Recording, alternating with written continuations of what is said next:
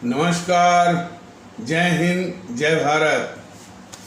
भारतीय अवाम ताकत दल अपने भारतीय भाई बहनों अर्थात अपने देश भारत की जनता अर्थात अपनी भारतीय अवाम से भारतीयता आधारित आपसी श्रद्धा, भारतीयता आधारित आपसी स्नेह, भारतीयता आधारित आपसी प्रेम, भारतीयता आधारित आपसी अखलाक मोहब्बत, भारतीयता आधारित आपसी सहयोग, भारतीयता आधारित आपसी सम्मान, भारतीयता आधारित आपसी एकता, भारतीयता आधारित आपसी भाईचारा तथा भारतीयता आधारित आपसी सद्भाव को समझने व उसे आत्मसात करके वैसा ही और उसी अनुसार आचरण एवं व्यवहार करने हेतु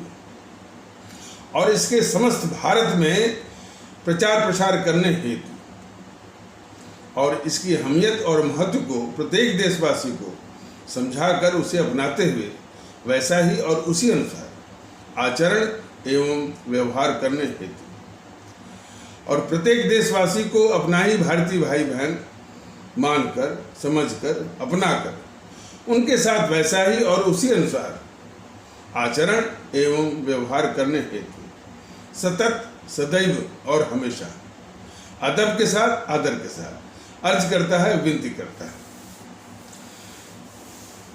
देखिए, जो कश्मीर फाइल्स इसके पहले बनी थी ताशकंद फाइल्स और उसी के साथ कुछ लोग जो है ये RRR फिल्म की का जिक्र करते हैं। ये बताया गया है कि जो फिल्म बनाने वाले हैं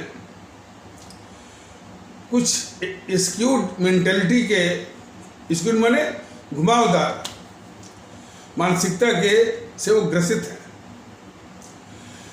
जैसे कि उन्होंने ताशकंद फाइल बनाई तो ताशकंद फाइल बनाने का मतलब यह है कि इनकी हमारे जो भूतपूर्व प्रधानमंत्री थे लाल बहादुर शास्त्री जो है उनकी रहस्यात्मक मृत्यु ही नहीं बल्कि एक साजिश थी, या यूँ कह लीजिए कि अंतर्राष्ट्रीय साजिश।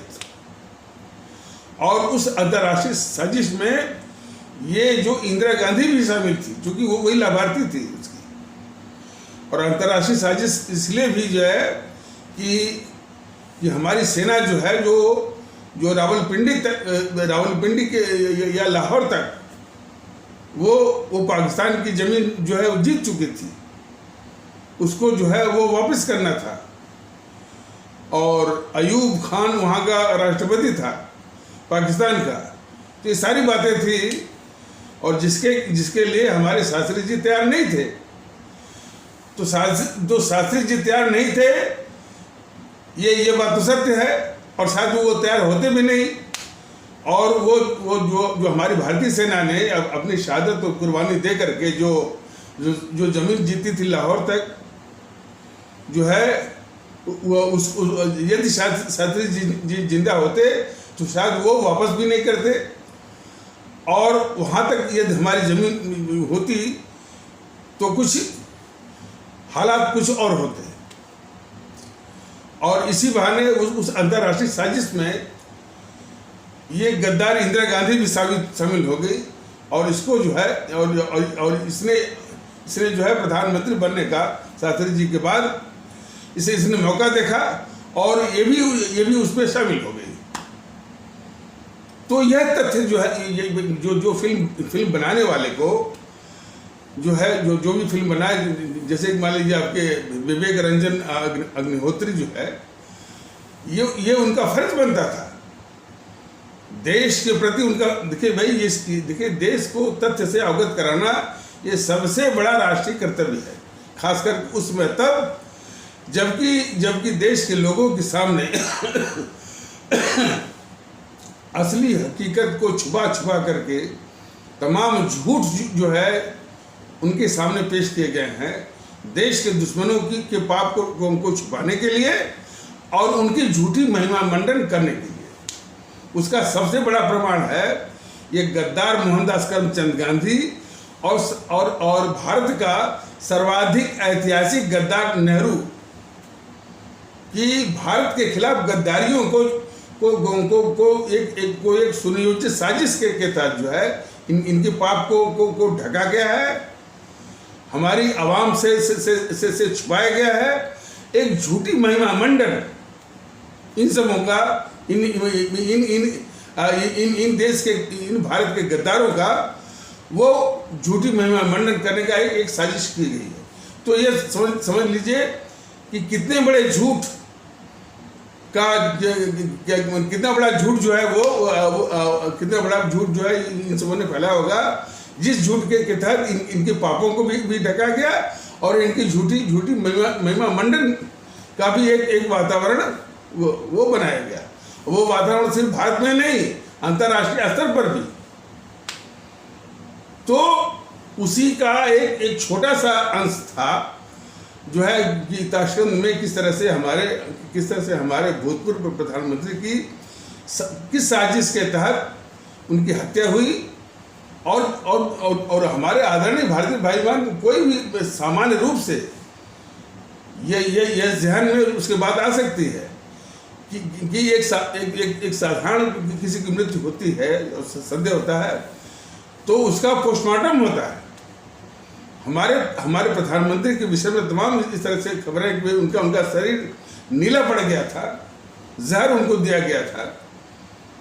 उसका यानी प्रधानमंत्री लाल बहादुर शास्त्री का पोस्टमार्टम तक भी नहीं होने दिया गया और यह भी देश को जानना जरूरी है। और कौन ऐसी ताकतें थीं जो कि हमारे भूतपूर्व प्रधानमंत्री लाल बहादुर शास्त्री का पोस्टमार्टम होने नहीं दिया। ये सारे तथ्य जानने का अधिकार हमारे देशवासियों को है, हमारे आदरणीय भारतीय भाई बहनों को है। लेकिन सारे तथ्य जो है और किसने छुपवाया? यहाँ तक कि जब शास्त्री जी का शव उतरा था विमान से वहाँ, उनकी धर्मपत्नी ललिता, उनकी धर्मपत्नी श्रीमती ललिता शास्त्री वो धरने पर बैठ गई सिर्फ इसीलिए कि इनके शरीर का पोस्टमार्टम किया जाए। तब भी उनको किस तरह से हटाया गया और तमाम बहाने बनाए गए कि इनका जल्दी से उनका दाह संस्कार करना, तमाम झूठे बहाने बने गए। लेकिन पोस्टमार्टम, उनके शरीर का पोस्टमार्टम होने नहीं दिया गया। यह यानी जितने साजिश से उनकी हत्या की गई, उतनी ही साजिश से इनका पोस्टमार्टम जो मैंने उतनी ही साजिश से लाल बहादुर शास्त्री के शरीर का पोस्टमार्टम होने नहीं दिया गया। तो यह भी एक बहुत बड़ी साजिश थी। तो ताशकंद फाइल्स बनाने वाले की जिम्मेदारी बनती थी कि इस तरह के सारे तथ्य जो है वो जनता के सामने, इस देश के सामने, हमारे आदरणीय भारतीय भाई बहनों के सामने रखता। लेकिन उससे क्या मंशा थी पता नहीं। और इसकी जो सीधी लाभार्थी जो हुई थी वो इस देश की गद्दार इंदिरा गांधी थी। उसको बेनकाब करना, उसको बेनकाब करना और जो इतनी बड़ी साजिश की वो जो है वो संचालक थी, उसको बेनकाब करना सबसे बड़ा राष्ट्रीय कर्तव्य था। तो वो कर्तव्य तो इन्होंने विवेक रंजन अग्निहोत्री ने निभाया नहीं। और उसी प्रकार जो है कश्मीर फाइल्स बनाया। हमारे देखिए ये बार बार समझाया गया और इसको समझने की जरूरत है कि हमारे कश्मीरी पंडित कहे जाने वाले जो भारतीय भाई बहन हैं, उनको किन हालातों में उनको निकाला गया और निकाला गया जब अपनी संपत्ति छोड़ करके वहाँ कश्मीर घाटी से, और और हमारे देश में, हमारे इसी आज़ाद भारत में शरणार्थी का जीवन जीने को उन्हें मजबूर किया गया, यह पूरे देश के लिए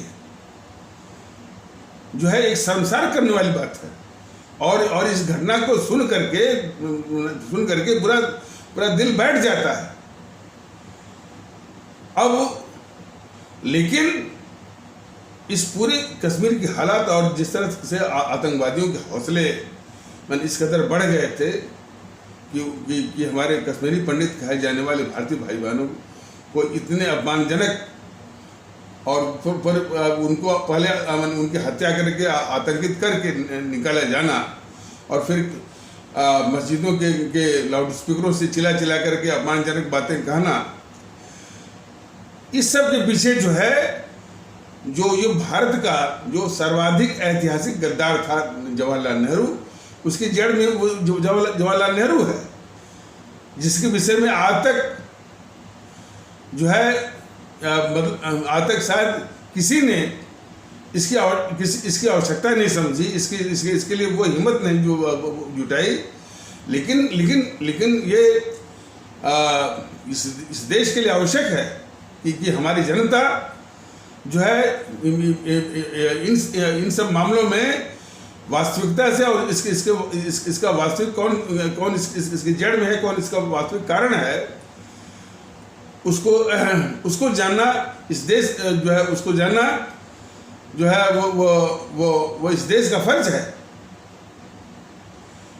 तो अब दोबारा साजिश की गई इस विवेक रंजन अग्निहोत्री के द्वारा कि जवाहरलाल नेहरू जो जवाहरलाल नेहरू इस कश्मीर के इन हालातों में जिसके शिकार हुए हमारे कश्मीरी पंडित कहे जाने वाले भारतीय भाई बहन, उसको इस विवेक रंजन अग्निहोत्री ने छिपाया। फिर तो इस दृष्टिकोण से जो बनाते और उनका मतलब कि हमारे जो कश्मीरी पंडित कहे जाने वाले भारतीय भाई बहनों के साथ जो अन्याय हुआ, उसमें तो कोई दो राह ही नहीं। तो अब देखिए ये साजिश नहीं तो और क्या है कि जो नेहरू इसकी जड़ में है, उसके कारण है उस नेहरू की गद्दारी को पर एक शब्द नहीं उस पर, उसको ढकना और उसको किसी तरह से हिंदू बनाम मुस्लिम की ओर उसको घुमा देना और कहना अतिशयोक्ति नहीं होगा, उसको माने हिंदू बनाम मुस्लिम का एक नफरत का कारण उसको बना देना। अब इसके आगे जरा समझिए कि ये साजिश हिंदू बनाम मुस्लिम करने का और उससे भी बड़ा अपराध नेहरू की गद्दारियों को छुपाने का, ये दो बड़े अपराध हैं विवेक रंजन अग्निहोत्री का। इन दोनों अपराधों को छुपाने के लिए अब ये बीजेपी वाले और खासकर आम आदमी पार्टी वाले दूसरे वाले जो है कुछ कहते हैं कि हिंदुओं के साथ कोई अन्याय नहीं हुआ और हिंदुओं के साथ कोई जो है वो जुल्म नहीं हुआ। वो कह रहे हैं कि नहीं, हिंदुओं के साथ जुल्म हुआ। पहली बात तो ये कि ये हिंदू कहना यानी कब छोड़ेंगे। हमारे देश में चाहे कश्मीरी पंडित हों जो हिंदू हों, सभी भारतीय हैं। ये इस तरह की बात कि सभी भारतीय हैं, इस तरह से समझना, ये समझ वो कब आएगी इनमें, और हिंदू जो है वो कहना वो कब छोड़ेंगे। तो उनके साथ जो आतंकवादियों ने जो व्यवहार किया वो पूरे देश के लिए अपमानजनक है। ये सब दिखाते हैं कि सिर्फ हिंदुओं के खिलाफ वो अपमानजनक है। मैं बार बार कह रहा हूं कि भाई हमारे कश्मीरी पंडित कहे जाने वाले भारतीय भाई बहनों के साथ जो हुआ वह देश के लिए शर्मसार करने वाली बात है। सिर्फ हिंदुओं के खिलाफ जो है वो अत्याचार नहीं है। वो देखिए वो किसी भी भारतीय भाई बहन के साथ यदि ऐसा होता है तो वो शर्मसार करने वाली बात है। और दूसरी चीज आतंकवादी आतंकवादी है। वो कश्मीर में आतंकवादी कैसे पले, अलगाववादी कैसे बढ़े, पाकिस्तान परस्तों का हौसला कैसे बढ़ा, इन सब की जड़ में वो भारत का सर्वाधिक ऐतिहासिक गद्दार नेहरू है। इसके विषय में भारतीय अवाम ताकत दल ने 2-3 यूट्यूब के पैगाम के माध्यम से इस संबंध में उसने बताने की कोशिश की है।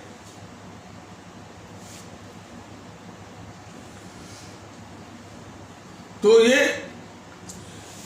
अब देखिए साजिश ये है, साजिश क्या है कि नेहरू की गद्दारी को छुपाना और इसको जो है हिंदू बना मुस्लिम का मुद्दा बना देना और हिंदू और मुस्लिम में एक नफरत का एक दौर चला देना, जबकि भारतीय जनता दल बार बार कह रहा है कि हिंदू कहना छोड़ दीजिए, हिंदू समझना छोड़ दीजिए, वो सभी हमारे भारतीय भाई बहन हैं। कश्मीरी पंडित कहे जाने वाले भी हमारे भारतीय भाई बहन हैं। इसलिए ये मुद्दा सिर्फ हिंदू के खिलाफ नहीं है, ये राष्ट्रीय मुद्दा है, जिससे कि सिर्फ हिंदू ही नहीं बल्कि पूरा देश उसके लिए शर्मसार है। और उसको हिंदू बना यानी मुस्लिम मत बनाइए। जो आतंकवादी है, जो अपराधी है, वो अपराधी है, वो मुस्लिम या इस्लामिक नहीं है। वो कितनी बार ये बताया गया कि ये आदत वो छोड़नी पड़ेगी कि जो आतंकवादी है उसका किसी से भी इस बात को सबसे पहले जो है हमारे सभी आदरणीय भारतीय भाई बहन समझे कि अपराधी हैं, उसका किसी भी इस्लाम से संबंधित नहीं, से कोई संबंध नहीं है और किसी भी हमारे भारतीय भाई बहनों के तबके से, चाहे वो इस्लाम आस्था वाले भारतीय भाई बहन है, उस तबके से भी कोई संबंध नहीं। और उसी प्रकार आतंकवादी किसी भी पंथ से, जरा कल्पना करिए कि ये देश के दुश्मन जो जीएनपीसी है, कितनी बार कहा गया कि ये सबसे बड़ी देश के दुश्मन है जीएनपीसी, लेकिन ये बीजेपी वाले जिस जीएनपीसी को देश का दुश्मन मानते ही नहीं है, न मानते हैं न मनवाते हैं और इसको देश का दुश्मन न माना जाए, इसकी भी साजिश करते हैं। यह भी एक बहुत बड़ी साजिश है।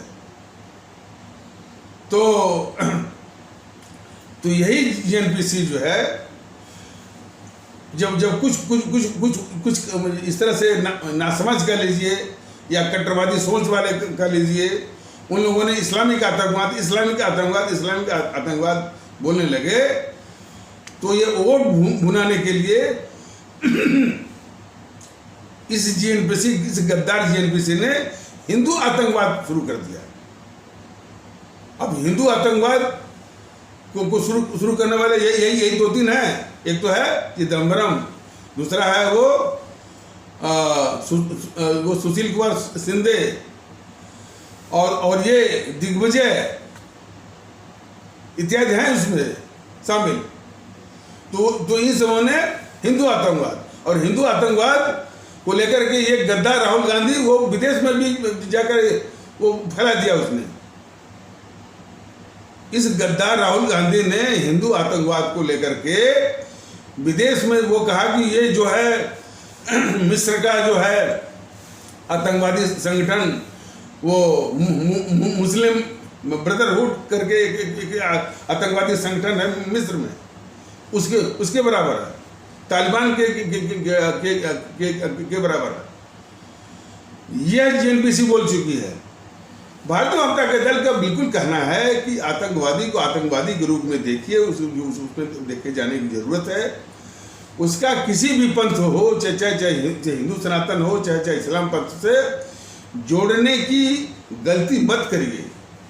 देश के दुश्मन इसी में पड़े हुए हैं जो कि किसी भी इस तरह की बात का तुरंत जो है गलत फायदा या गलत इस्तेमाल करना वो शुरू कर देते हैं। अब देखिए, जिस वक्त जो है ये जीएनपीसी ने एक हिंदू आतंकवाद की थ्योरी शुरू की, तो शुरू हो गए वो वहाँ का कमल हसन। बताइए कमल हसन ने कितनी इज्जत कमाई इस भारतीय समाज में, कितनी दौलत कमाई, कितना नाम कमाया, कितना लोगों का प्यार कमाया। वो कह रहा है कि हिंदू आतंकवाद, और गोडसे जो है पहला हिंदू आतंकवादी था। तो ये भारतीय जनता पार्टी सबसे निवेदन करता है कि इस कुत्सित समझ का त्याग करिए कि आतंकवादी से या आतंकवाद से किसी पंथ को जोड़ने की, आतंकवाद से या आतंकवादी से न तो इस्लाम पंथ को जोड़िए, न तो हिंदू सनातन पंथ को जोड़िए, या किसी भी पंथ को जोड़िए, बिल्कुल मत जोड़िए। तो ये सबसे बड़ी भूल हो रही है। तो जो कश्मीर का आतंकवादी है वो आतंकवादी है, उनका कैसे नाश हो इस पर बात नहीं होती है। इसके नाश के लिए जब भी वो भारतीय जनता पार्टी ने कहा कि एक हमारे प्रधानमंत्री आए थे थोड़े समय के लिए, मोरारजी देसाई, तो देश में जो ये इस तरह की बात आ रही थी आतंकवाद की, अलगाववाद की, जो भी है, वो हमारे प्रधानमंत्री मोरारजी देसाई सार्वजनिक रूप से स्पष्ट कहा था कि यह देश की भूमि जो है वो भारत की भूमि है, और इसलिए इसमें भारतीय लोग ही रहेंगे। इसलिए किसी का भी या किसी भी तत्व का यहाँ के लोगों में और यहाँ की मिट्टी में, यहाँ के संविधान में तनिक भी कम विश्वास है वो इस देश को छोड़ दे। मैं समझता हूँ और काफी लोग इससे सहमत होंगे कि इसी स्पष्ट विचार की प्रधानमंत्री के रूप में एक जो है उसको एक पॉलिसी, एक नीति लेने की सख्त आवश्यकता है। और मैं समझता हूँ कोई भी प्रधानमंत्री इस तरह का बेबाक जो कि हमारे भूतपूर्व प्रधानमंत्री मोरारजी देसाई ने इस तरह का बेबाकी से बोला था कि भाई ये भारत देश है, भारत देश इसलिए इसमें सिर्फ भारतीय लोग ही रहेंगे, इसलिए जिस किसी का भी या जिस किसी भी तत्व के या संगठन का यहाँ के लोगों में, यहाँ की मिट्टी में, यहाँ के संविधान में तनिक भी कम विश्वास है वो तुरंत इस देश को छोड़ दें। और मैं स्पष्ट इस पर यकीन करता हूँ, यदि इस तरह का स्टैंड लिया गया होता तो सारे आतंकवादी, सारे अलगाववादी, सारे पाकिस्तान परस्त जो है वो कश्मीर छोड़ दिए होते, कोई समस्या नहीं होती। लेकिन इतना स्पष्ट जो है वो प्रधानमंत्री को होना पड़ेगा। लेकिन अफसोस कि शासन में कौन रहे, देश को बांटने वाले। शासन में कौन रहे, जिन्होंने पाकिस्तान बनवाया। शासन में कौन रहे, जो है वो अंतर्राष्ट्रीय यानी भारत विरोधी अंतर्राष्ट्रीय साम्राज्यवादी ताकतों का एजेंट बन करके कश्मीर को पाकिस्तान के हवाले करने की साजिश किया। साजिश में जब वो अब ये एक लंबी कहानी है जो कि किसी एपिसोड में बताया गया है, और मैं फिर से इस पर अभी फिलहाल इस वक्त और इस मौके पर उसको दोहराना नहीं चाहता हूँ। कभी फिर मौका आएगा तो मैं वो बोलूँगा। तो ये हमारे देश का सर्वाधिक ऐतिहासिक गद्दार जवाहरलाल नेहरू जो है वो भारत विरोधी अंतर्राष्ट्रीय साम्राज्यवादी ताकतों का एजेंट था। तो भारत विरोधी अंतर्राष्ट्रीय साम्राज्यवादी ताकतों का ये मंसूबा था, उनकी मंशा थी कि कश्मीर जो है पाकिस्तान, पहली मंशा क्या थी कि भारत का एक टुकड़ा पाकिस्तान के रूप में बनाया जाए। वो इन दोनों ने मिल करके, गद्दार मोहनदास करमचंद गांधी ने और गद्दार जो है जवाहरलाल नेहरू ने, वो टुकड़ा जो है वो अलग किया। अब उसमें जिन्ना महोदय का खामोश हो जाना ये सबसे बड़ी जो है वो दुर्भाग्य की बात है। पाकिस्तान बनने में जिन्ना साहब का कोई रोल नहीं है, लेकिन जब वो पाकिस्तान बन गया तो उसका विरोध ना करना और उस पर खामोश हो जाना, और कौन जिन्ना साहब जो कि पूरे भारतवर्ष के प्रधानमंत्री बनने का दावा किए थे। तो निश्चित रूप से ये ब्लंडर है कि भाई जो शख्स जो है पूरे भारतवर्ष के प्रधानमंत्री पद का दावा किया था, और पूरी आवाम भी चाह रही थी उस समय 1947 में, पूरी आवाम भी चाह रही थी कि जिन्ना साहब ही इस देश का प्रधानमंत्री बने ताकि देश बंटने के खतरे से जो बच जाए। ये उसमें की आवाम की मंशा थी। और जब इसने इतनी बड़ी साजिश किया और देश को बांटने का, और देश विभाजन भी एक बहुत बड़ी त्रासदी है, बहुत बड़ी विभीषिका है। इस पर जो है विवेक रंजन अग्निहोत्री जैसे लोग बनाए, लेकिन उनसे कोई उम्मीद नहीं है। यदि वो इस पर भी कोई फिल्म बनाएंगे तो नेहरू गांधी के पापों को वो उनको उजागर करने की इतनी हिम्मत है उनमें, तो वो फिर वो बेकार हो जाएगा। फिर उसको जो है वो नेहरू के पापों को ढकेंगे और गांधी के पापों को ढकेंगे, और फिर उसको हिंदू बना मुस्लिम वो बना देंगे, विवेक रंजन अग्निहोत्री। तो उनकी जरूरत नहीं है। यानी भारत के विभाजन पर भी एक फाइल बननी चाहिए, जो कि जितने भी पाप हैं जो इसके मोहनदास करमचंद गांधी के, और जितने भी पाप हैं इसके गद्दार जवाहरलाल नेहरू के, उसको उजागर करने की आवश्यकता है। तो अंतर्राष्ट्रीय जो ताकतें थी, जो है वो साम्राज्यवादी ताकतें, उन्हीं के मंसूबों पर पूरा करने के लिए इन दोनों ने, मोहनदास करमचंद गांधी और जवाहरलाल नेहरू ने, देश को बंटवा करके पाकिस्तान बनवा दिया। अब इतने शांत नहीं हुए। जम्मू कश्मीर को चाहते थे, जम्मू कश्मीर भी भारत से अलग होकर वो पाकिस्तान के कब्जे में रहेगा। तो पाकिस्तान के कब्जे में है तो समझ जाए कि वो अंतर्राष्ट्रीय जो भारत विरोधी अंतर्राष्ट्रीय साम्राज्यवादी ताकतों के ही वो उन्हीं के पल्ले में है, उन्हीं के हिस्से में है, उसका इस्तेमाल करेंगे वो। आपने देखा कि जो पाक अधिकृत कश्मीर है, पीओके, वो पाकिस्तान ने दे दिया चीन को।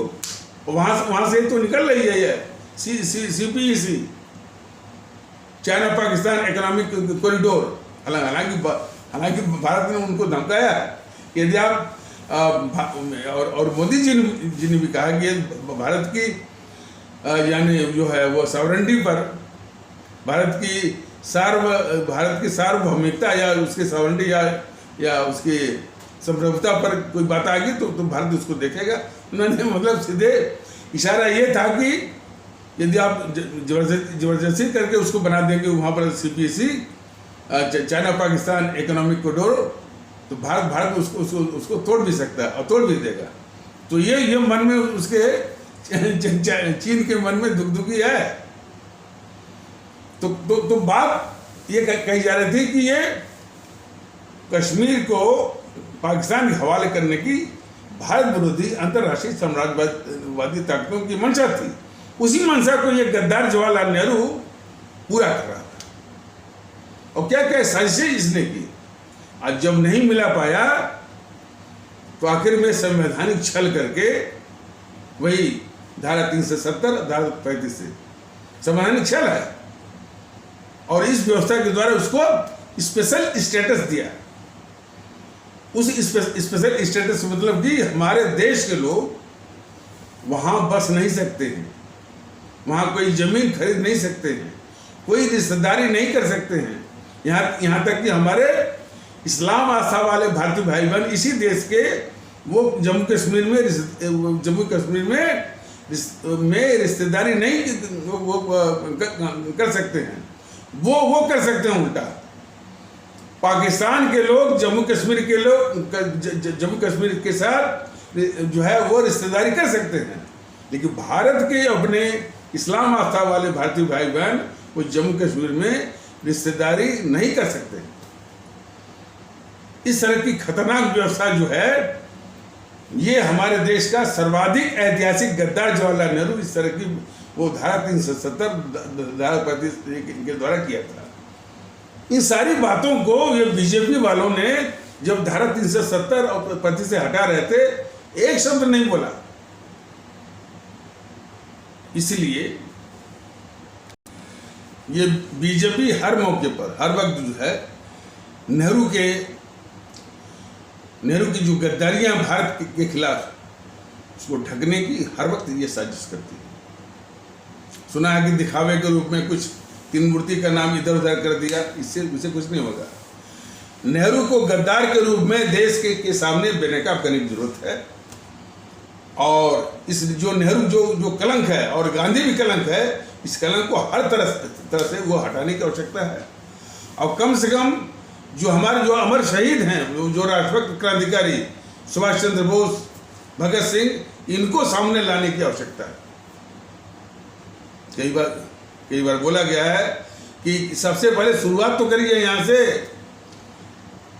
जवाहरलाल नेहरू विश्वविद्यालय जेएनयू का नाम बदल करके अमर शहीद या परम राष्ट्रभक्त अमर शहीद अशफाकुल्लाह विश्वविद्यालय, भारतीय जनता दल तो नाम भी बता रहा है कि जो है परम राष्ट्रभक्त अमर शहीद अशफाकुल्लाह विश्वविद्यालय जेएनयू का नाम। शुरुआत करिए यहीं से। लेकिन ये बीजेपी वाले जो है सिर्फ दिखावा करते हैं। यही इनकी देश के खिलाफ गद्दारी है। अब ये थोड़ा टॉपिक इधर उधर वो भटक जाएगा। तो कश्मीर को पाकिस्तान के हवाले करने की एक माने भारत विरोधी जो ताकतों का ये मंसूबा है, उसी मंसूबे को ये गद्दार जवाहरलाल नेहरू पूरा कर रहा था। और जो संवैधानिक छल करके 35 से 370 लाया, इसके द्वारा स्पेशल स्टेटस मतलब विशेष दर्जा का मतलब है कि वो जम्मू कश्मीर भारत के ही संसाधनों को, भारत के रुपए पैसे को इस्तेमाल करेगा, माने भारत का ही खाएगा, लेकिन फिर भारत का उस पर नियंत्रण नहीं होगा।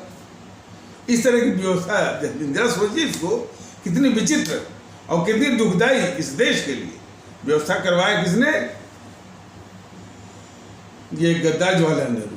और वक्तव्य फिर भी भारत के पैसे पर, भारत के संसाधनों पर पलने वाले कश्मीर के विषय में वो गद्दार जवाहरलाल नेहरू यानी वक्तव्य क्या दिया कि कश्मीर के भाग का फैसला। और देखिए कौन कश्मीर, जिसका कि अंतिम और पूर्ण रूप से भारत में विलय हो चुका था, वो भारत का अभिन्न अंग हो चुका था, उस कश्मीर को माने अंतर्राष्ट्रीय भारत विरोधी अंतर्राष्ट्रीय ताकतों का मंसूबा पूरा करने के लिए ये गद्दार जवाहरलाल नेहरू कश्मीर को पाकिस्तान के हवाले करने की साजिश कर रहा था। बस लंबे जवाब में यही आप मान लीजिए। और उसी साजिश में इसने वक्तव्य दिया था कि कश्मीर के भाग का फैसला कश्मीर के लोग जनमत संग्रह यानी प्लेबिसाइड के जरिए करेंगे। और आप लोग अंदाज करिए कि उसने इस तरह का जो है वक्तव्य जो है यूं ही नहीं दिया था। उसके मन में क्या भारत के खिलाफ गद्दारी का मंसूबा पड़ रहा था, इसको भी जानने की जरूरत है। और इसको भी आप सभी आदरणीय भारतीय भाई बहन जानिए।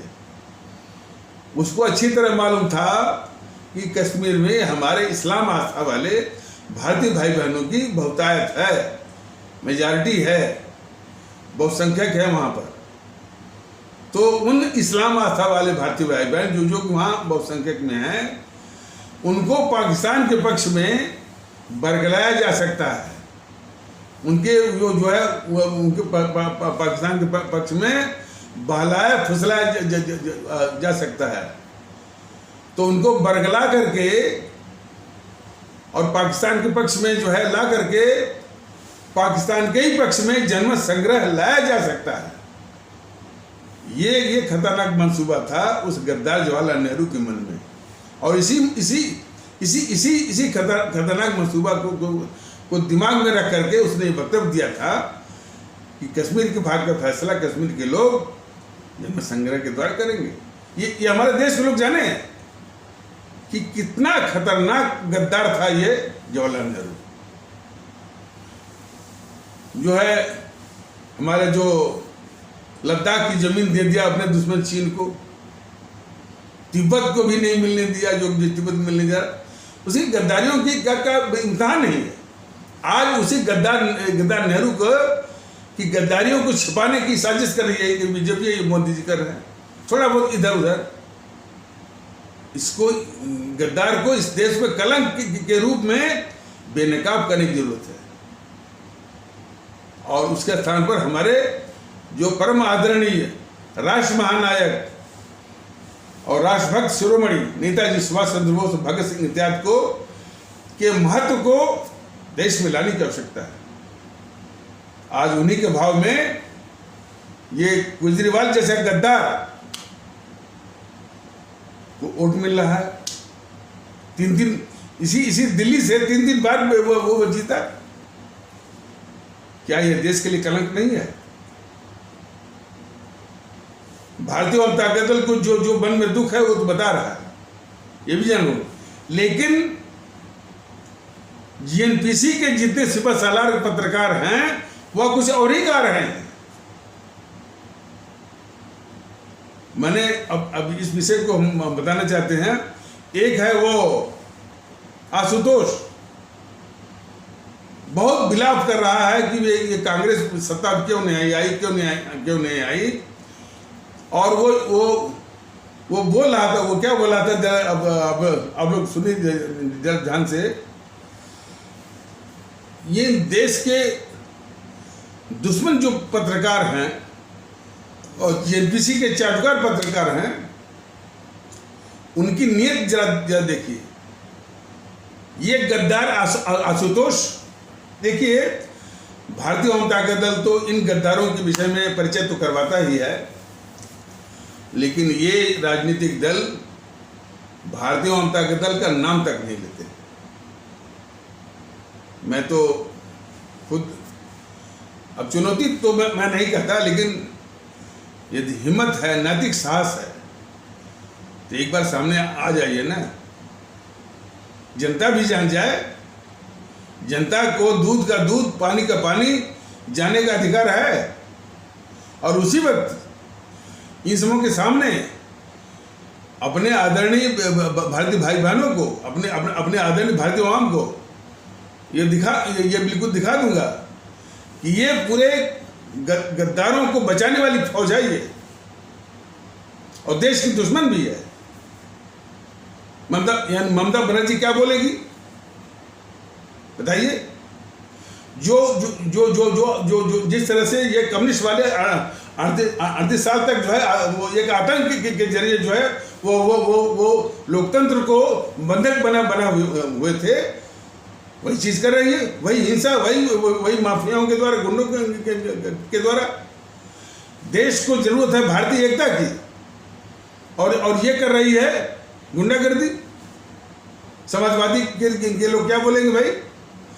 जो हमेशा जो या तो गुंडागर्दी, या तो माफियागिरी, या तो जो है जातिवाद। तो सवाल इस बात का है कि लेकिन हमारी आवाम इन समूह के जाल में क्यों फंसी हुई है, ये उससे भी बड़ा कलंक है। हमने देखा कि जो उत्तर प्रदेश विधानसभा का जब चुनाव हुआ, कैसे लोग कह रहे थे कि भाई बीजेपी जा रही है और सपा आ रही है। किसी ने भी सवाल नहीं किया कि सपा क्यों आ रही है भाई। सपा को समाजवादी पार्टी को शासन में क्यों आना चाहिए। और जो समाजवादी पार्टी को 125 सीट मिली है, वह भी इस देश के लिए कलंक है। और भारतीय जनता दल तो ये भी कहता है कि 80-20 का जो नफरत इन्होंने फैलाया, योगी महोदय ने, जो है ध्रुवीकरण करके जो सत्ता हथियाई योगी महोदय ने, योगी महोदय भी इस देश के लिए कलंक है। इस दृष्टिकोण से देखे जाने की आवश्यकता है। हमारी जनता विवश होकर के या इनके मोह जाल का शिकार बनकर जरूर दे दिया है। एक बस स्थिति है, योगी जैसे या बीजेपी ने जिस तरह से वो वोट हासिल किया है वो भी कलंक है। तो समाजवादी पार्टी को जो 125 सीट मिली है वह भी कलंक है। ममता बनर्जी भी जो इतनी बड़ी भारतीय समाज की दुश्मन है, इस देश की गद्दार है, वो भी कलंक है। तो वही बात कही जा रही थी कि जब ये संदर्भित करते हैं कि कोई यूट्यूब पर कोई क्या होता है, नाम लो ना। तो कश्मीर के संबंध में हमारे कश्मीरी पंडित कहे जाने वाले भारतीय भाई बहनों के साथ जो हुआ, और भी जितनी भी समस्याएं हैं कश्मीर से संबंधित, उसकी जड़ में ये हमारे देश का सर्वाधिक ऐतिहासिक गद्दार नेहरू है। यह हमारे सभी आदरणीय भारतीय भाई बहनों को जानना जरूरी है। यदि ये जान जाएंगे तो कम से कम जो ये साजिश करते हैं, हिंदू बनाम मुस्लिम का नफरत फैलाने की साजिश करते हैं, तो शायद इस तरह की नफरत फैलाने का उनका जो धंधा है वो बंद हो जाए। जब हमारे देश को लोग जान जाएंगे भाई इसकी जड़ में तो गद्दार नेहरू है, तो क्यों इसको जो है हिंदू बनाम मुस्लिम की बात जो है मानी जाए। तो हमारे हिंदू सनातन आस्था वाले भारतीय भाई बहन भी, हमारे इस्लाम आस्था वाले भारतीय भाई बहन दोनों मिल करके इस बात को समझें भाई कि इसकी जड़ में तो नेहरू है। बिला वजह का ये जो कुछ स्वार्थी तत्व, कुछ कट्टरवादी तत्व, कुछ असामाजिक तत्व, देश विरोधी तत्वों के जाल में हम क्यों आए। तो इस तरह से जो है समझ जो है विकसित करने की आवश्यकता है। अब देखिए ना, ये सब जो है इसमें वो यूक्रेन और रूस का युद्ध हो रहा है, और ये सभी को जानना चाहिए कि रूस अपनी सुरक्षा के हित में जो है वो को ध्यान में रखते हुए वो जो है यूक्रेन को पर आक्रमण कर रहा है। यदि उसकी मंशा क्या थी, वो यूक्रेन की कि नाटो में जाकर के नाटो की फौजों को, नाटो के हथियारों को बिल्कुल यानी रूस के सिर पर ला दें। बताइए कौन इसको मानेगा। और आज जब वो अपनी सुरक्षा के लिए जब कुछ कार्रवाई कर रहा है, ये पश्चिमी देश, कल तो मैं सुन रहा था, पश्चिमी देश भारत को उपदेश दे रहे हैं कि जो है आप जो है वो रूस की निंदा करिए। और कौन पश्चिमी देश जो हमेशा भारत के विरोध में ही रहे हैं, उनकी मंशा हमारे देश के लोग अच्छी तरह, हमारे देखिए बता रहा हूँ, हमारे देश का काफ़ी तबका जो है वो पश्चिमी परस्त है, बड़ी तारीफ करता है अमेरिका की, इंग्लैंड की, फ्रांस की। लेकिन देशभक्ति का तकाजा है कि इनको अच्छी तरह से समझ लीजिए। ब्रिटेन को भी समझ लीजिए, ब्रिटेन ने तो इस देश को लूटा ही, आज भी उसकी मंशा भारत विरोधी है। तो जितने भी पश्चिम के देश हैं और ये अमेरिका जो है उनके कोर में, उनके हृदय में और उनके दिल में बैठा है भारत विरोधी। जब भी भारत जो है वो नाजुक दौर से गुजरता है, हमेशा ये अपने वो असली दिखाते हैं। अरे ये अमेरिका वो उपदेश देगा हमको, इसने बराबर पाकिस्तान को हथियार दे करके, और 1965 में तो इसने पैटर्न टैंक दिया इसने, और ये पूरा विश्व में घोषित किया, यह पैटर्न टैंक जो है अभेद्य है और जो है अजेय है, इसको कोई जीत नहीं सकता, इसको कोई तोड़ नहीं सकता। पाकिस्तान की सेना के लोग कह रहे थे कि उसमें पाकिस्तान की राजधानी थी रावलपिंडी, तो कहते थे अब तो हम रावलपिंडी से चलेंगे सीधे जामा मस्जिद में ही नमाज पढ़ेंगे। कितनी खतरनाक, और ये सारी खतरनाक स्थितियां जो है इसी दुश्मन अमेरिका ने की थी। सन 71 में भी जो युद्ध हुआ था, भारत ने जो है पाकिस्तान की 95,000 सेना को आत्मसमर्पण सरेंडर करवाया था।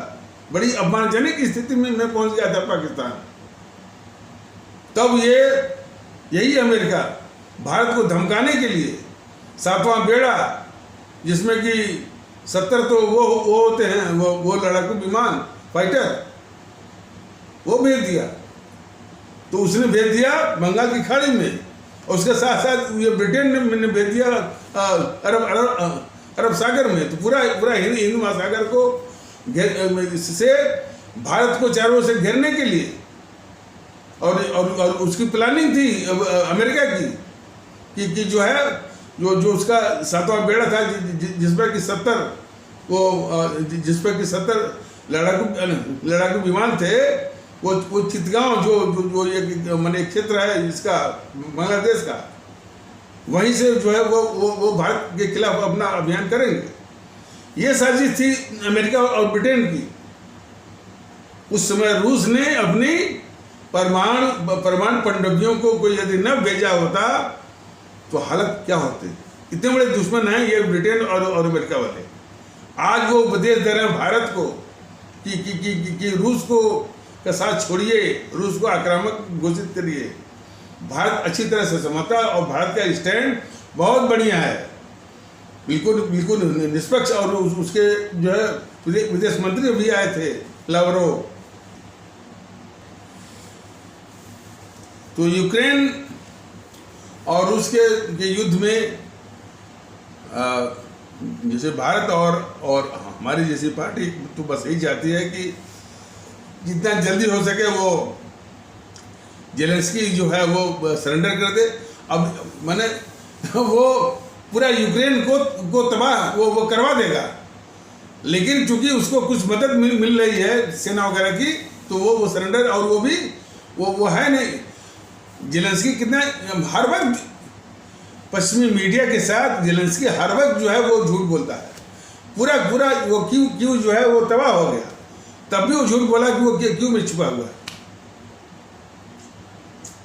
तो पश्चिमी मीडिया वो भारत विरोधी भी है और झूठ भी बहुत बोलती है, लेकिन हमारे देश की जो मीडिया है वह भी पश्चिमी मीडिया से मिली हुई है। तो हमारे देश की मीडिया अब कुछ ऐसी मानसिकता है जो कि भारत विरोधी बड़ी खतरनाक है। पश्चिमी मीडिया से ही मिल करके झूठी बातें जो है उसकी यूक्रेन की, कि हमने ये मार गिरा अपने देश को, अपने देश को तबाह, वो पूरा खंडहर कर दिया। जेलेंस्की ने अपने देश को पूरा खंडहर वो बनवा दिया। तभी कह रहा है कि हम कमजोर देश नहीं है, हम लड़ रहे हैं। किसके बूते लड़ रहे हैं? अमेरिका के बूते। चलो तो तुमको जब तक और बर्बाद नहीं वो करवा देगा तब तक तो तुमको छोड़ेगा नहीं।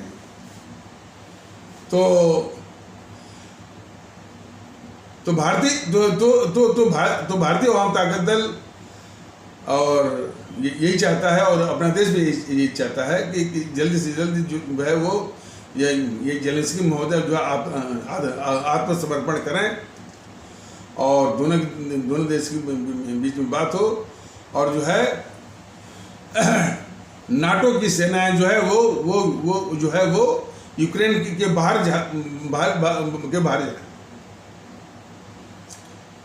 तो और ये रूस के सुरक्षा का सवाल है भाई।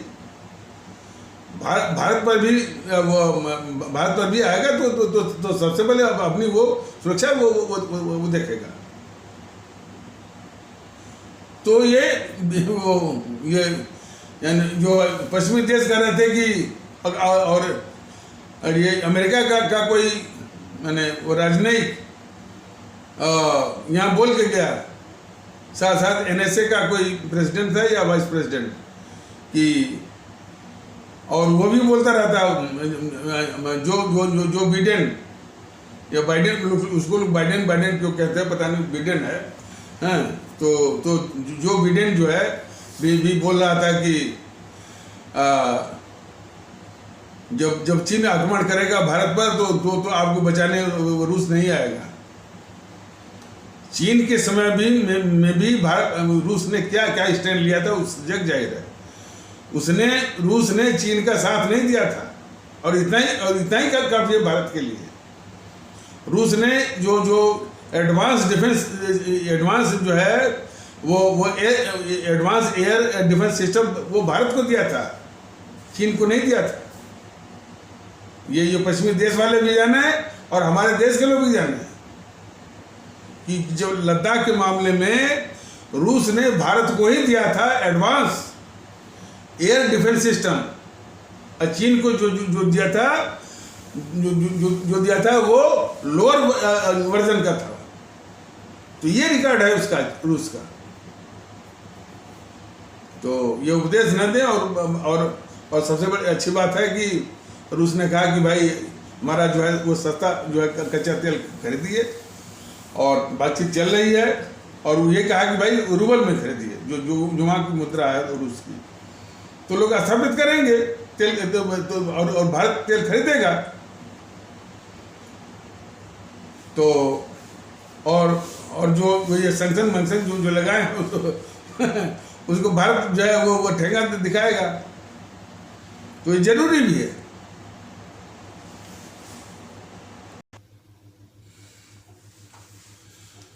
और कश्मीर के मसले पर रूस ने हमेशा साथ दिया भारत का,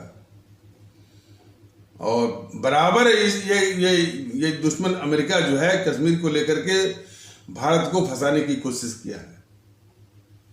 और कई बार हमारा मित्र जो है रूस ने जो है वीटो पावर के द्वारा जो है उस विकट स्थिति से भारत को निकाला है, जिसमें जो है अमेरिका जो है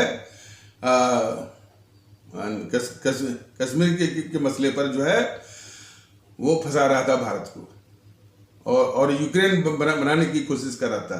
तो वो अमेरिका है दुश्मन हमारा। अमेरिका सिर्फ इसलिए झुका हुआ है कि अमेरिका की कई कंपनियां जो है यहाँ भारत में हैं, और भारत एक बहुत बड़ा बाजार है और बहुत बड़ा मार्केट है, जिसको कि पश्चिमी देश और अमेरिका जो है वो अमेरिका जो है वो खोना नहीं चाहते। तो ये उनकी उंगली जो है दबी हुई है, वो भारत के मित्र नहीं है। तो खैर ये सभी को, लेकिन अभी भी जरा देख ले, कई लोगों के दिल में अमेरिका ही बसता है, ब्रिटेन ही बसता है, और कई लोग जाकर के वहाँ रहते भी हैं। तो उसकी जो मंशा है हमेशा जो है वो जो है यहाँ भारत विरोधी भी रही है। रूस ने खुल करके हथियार दिया और सारे हथियारों की टेक्नोलॉजी भी दी है। जो ये बुकारो और आपका Bhilai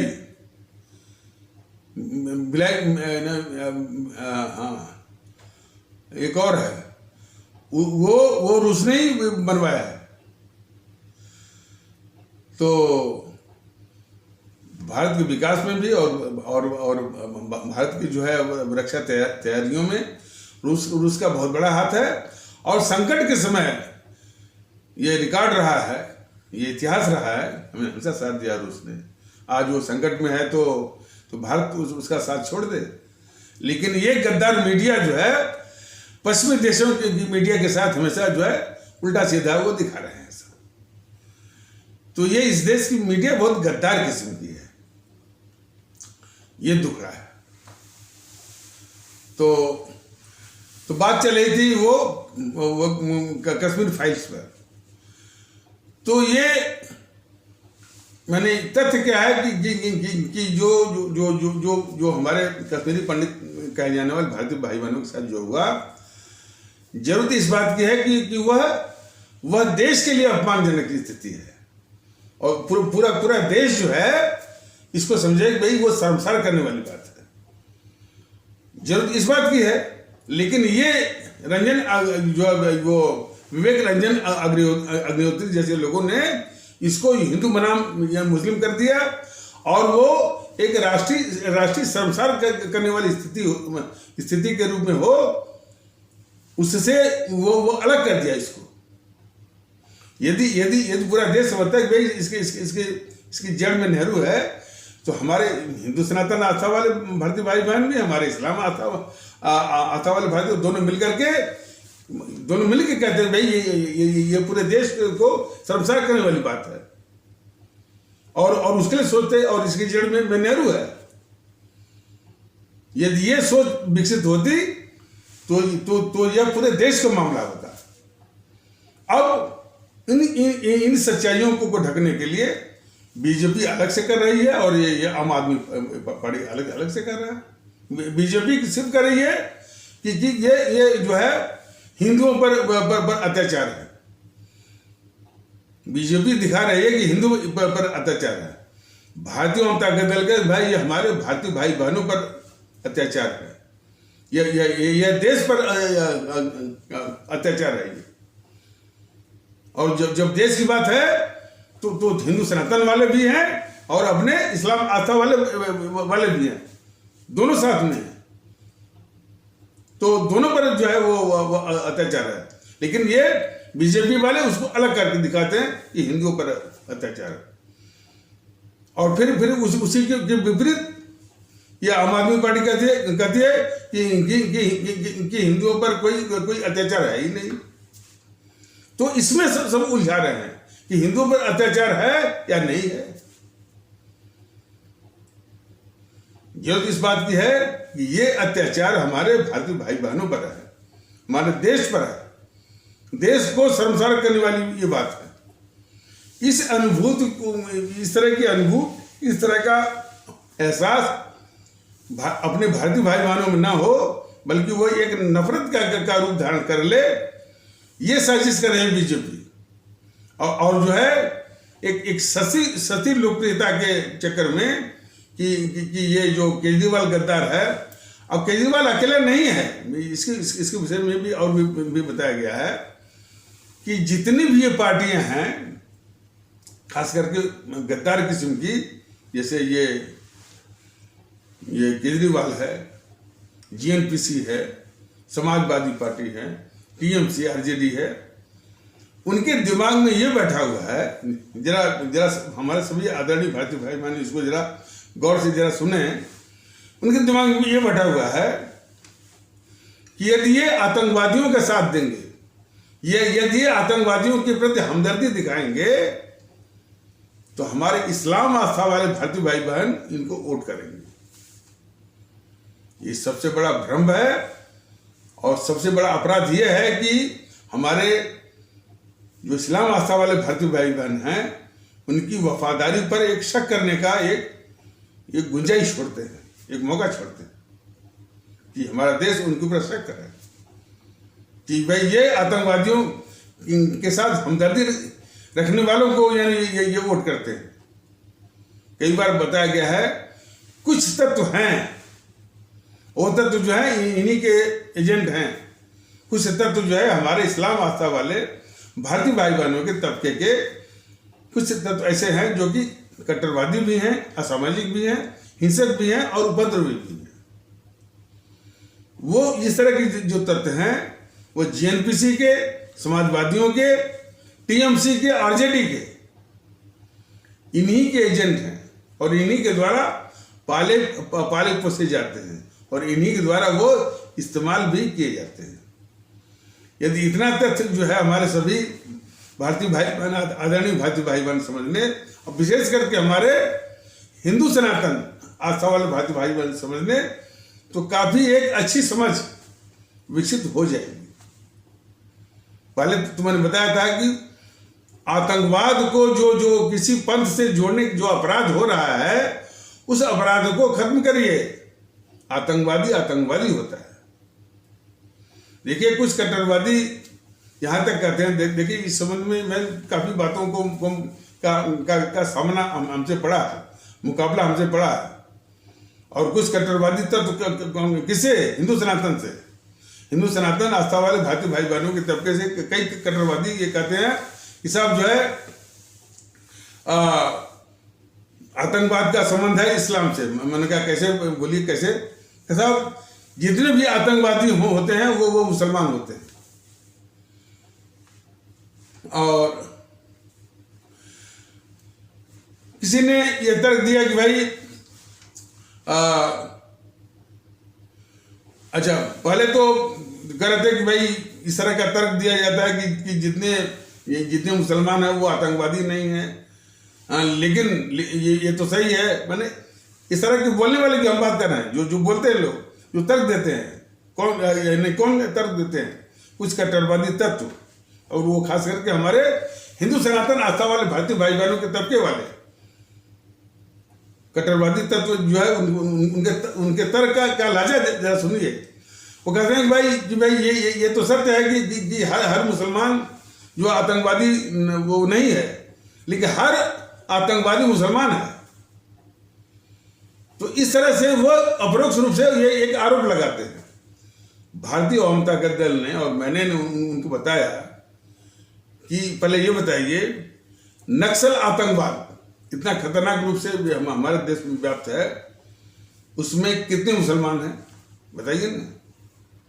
LTTE, LTTE, liberation of Tamil tigers, इलम, उसका फुल फॉर्म है लिबरेशन ऑफ तमिल टाइगर इलम। जो आतंकवाद है जो कि ग्रसे हुए है हमारे दक्षिण भारत को, उसमें कितने मुसलमान हैं? अल्फा आतंकवाद जो व्याप्त है हमारे असम में, उसमें कितने मुसलमान हैं? और असम को तो छोड़ दीजिए, जो बाकी 6 और राज्य हैं, हर एक राज्य में, चाहे त्रिपुरा हो, चाहे मेघालय हो, चाहे मिजोरम हो, नागालैंड हो, मणिपुर हो और अरुणाचल, उनके अलग अलग जो है उनके टेररिस्ट आउटफिट्स हैं। उसमें कितने मुसलमान हैं? तो इस तरह की बात करना जो है, आतंकवादी होता है। देखिए, आतंकवाद से निपटने में के लिए पूरा देश को गंभीर वो बनना पड़ेगा, आतंकवाद और अलगाववाद। लेकिन उसमें भी भेद कर देंगे वो हिंदू बनाम मुस्लिम। तो हिंदू हर मुद्दे को, आतंकवाद को भी जो है हिंदू बनाम मुस्लिम आप करेंगे तो देश तो कमजोर होगा ही। इतने महत्वपूर्ण विषय भी, मुद्दे भी, वो भी कमजोर होंगे। तो हर चीज को हिंदू बनाम मुस्लिम बनाने वाले को शिकस्त देनी होगी। और ये जो कट्टरवादी तत्व हैं, देखिए हमको कहने में जरा भी गुरेज नहीं है, ये जो कट्टरवादी तत्व हैं हमारे हिंदू सनातन आस्था वाले भारतीय भाई बहनों के, वो हर चीज को हिंदू माने जो जिसके लिए पूरे देश को जो है वो लड़ना चाहिए मिलके, माने जिस मुद्दे को हमारे हिंदू सनातन आस्था वाले भारतीय भाई बहन और हमारे इस्लाम आस्था वाले भारतीय भाई बहन जिसको मिल करके लड़ना चाहिए, उसको ये कट्टरवादी तत्व वो हिंदू सनातन आस्था वाले इसको हिंदू बनाम मुस्लिम करके उस मुद्दे की भी ये हत्या करते हैं। आतंकवाद ऐसा मसला है कि हमारा पूरा देश मिल करके इसको देखे। हालांकि हमारे भारतीय भाई बहनों में भावना ऐसी होनी चाहिए, बाकी लड़ने की जिम्मेदारी तो सरकार की है, मोदी महोदय की है। और मोदी महोदय की सरकार कोई अच्छा भी कर रही है।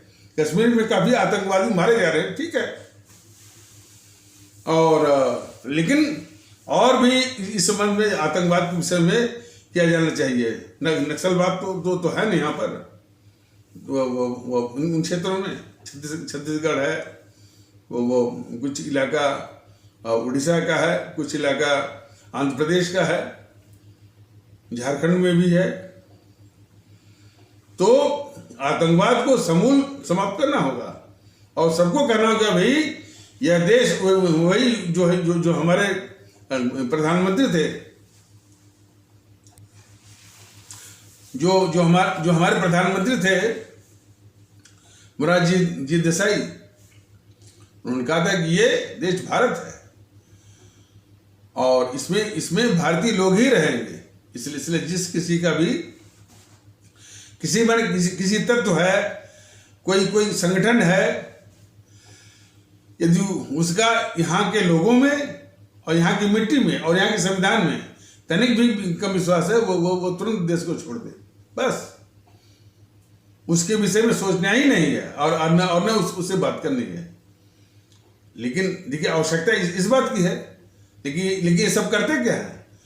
जितने भी आतंकवादियों को, अलगाववादियों को ये जीएनपीसी सामने टेबल पर बात करने के लिए बुलाती थी। ये गद्दार जीएनपीसी हमेशा से इस देश की दुश्मन रही है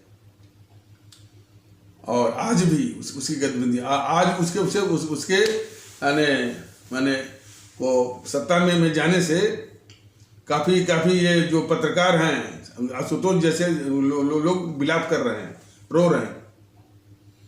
तो बात चली थी कि ये गद्दार किस्म का आशुतोष कह रहा था, सत्य हिंदी उसका चैनल है, और कुछ लोग कहते हैं कि नाम रखा असत्य का, लेकिन वो असत्य ही बोलता है, बाकी में असत्य बोलता है। उसकी गद्दारी का नमूना देखिए, वो कह रहा था कि वो कांग्रेस जिसने आजादी दिलाई,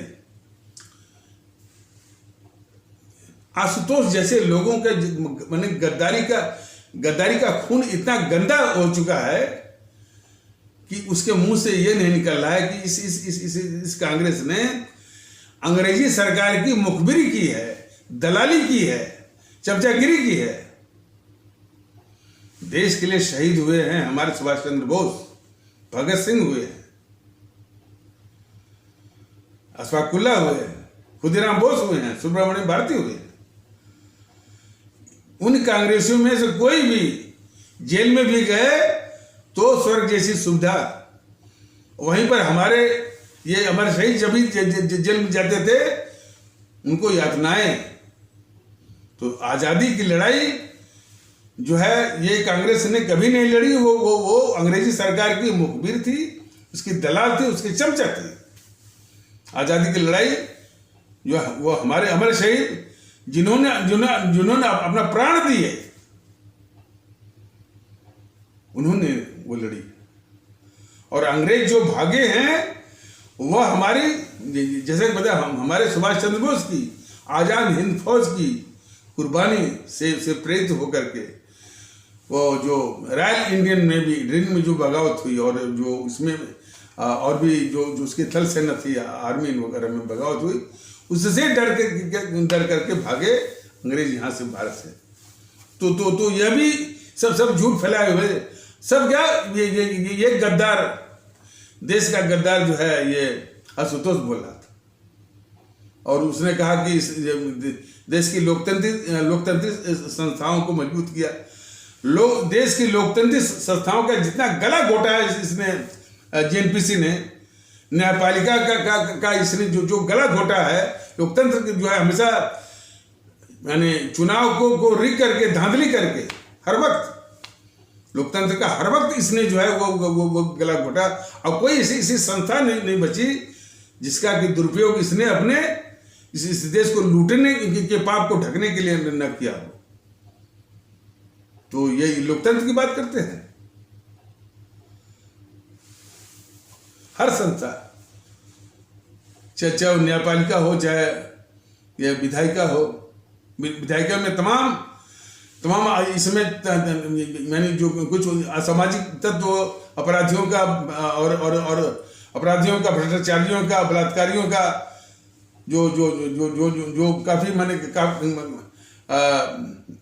इसके भी मेंबर चले आ रहे हैं। ये किसकी देन है?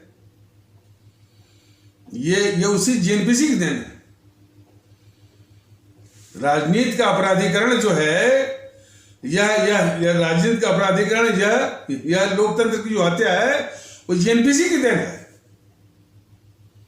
देश जानता होगा जिस वक्त 1980 में ये इंदिरा गांधी जो है खूंखार किस्म के अपराधी जगदीश टाइटलर, हरकिशन लाल भगत, सज्जन कुमार को जितवा कर लाई ये इंदिरा गांधी, गद्दार इंदिरा गांधी लोकसभा में। उसी दिन से इसने भारत में राजनीति के अपराधीकरण की न्यूज इसने रख दी। तो हर तरह से इसने इसे जीएनपीसी ने लोकतंत्री संस्थाओं का भी और लोकतंत्र का हर वक्त इसने गला घोटा। उसको ये गद्दार आशुतोष कर रहा था कि लोकतंत्री जो वो संस्थाओं का को इसने मजबूत किया है। इस देश में आशुतोष जैसे वो तमाम गद्दार पत्रकार हैं, शायद कोई बता रहा था कि अब इनकी संख्या बढ़ती जा रही है, 40-41 के आसपास पहुंच गए हैं। लेकिन सारे ये आशुतोष जैसे गद्दार पत्रकार जो है, जिनका पूरा खून ही गंदा हो गया है देश के खिलाफ, ऐसे तमाम गद्दार पत्रकार जो है मोदी जी के शासन में पाले जा रहे हैं। देशभक्ति की बात करते हैं ना, तो देशभक्ति का तकाजा है कि इनको समाप्त किया जाए, लेकिन मोदी जी इनको पाल रहे हैं। तो मोदी जी की गद्दारियों को देश को जाने का हक है, और वो हक तब अदा होगा जब हम सभी लोग भारतीयता के निगाह से, उस दृष्टिकोण से, उस एटीट्यूड से हर समस्या को देखेंगे। इसलिए भारतीयता के माहौल को लाना और सबको साथ लेकर चलना, और भारतीयता आधारित एकता, भाईचारा, सद्भाव, अखलाक, मोहब्बत हर हालत में स्थापित करना है। तो इन्हीं आवश्यक शब्दों के साथ इस आवश्यक परिचर्चा को यहीं पर विराम दिया जाता है। तब तक के लिए नमस्कार, जय हिंद, जय भारत।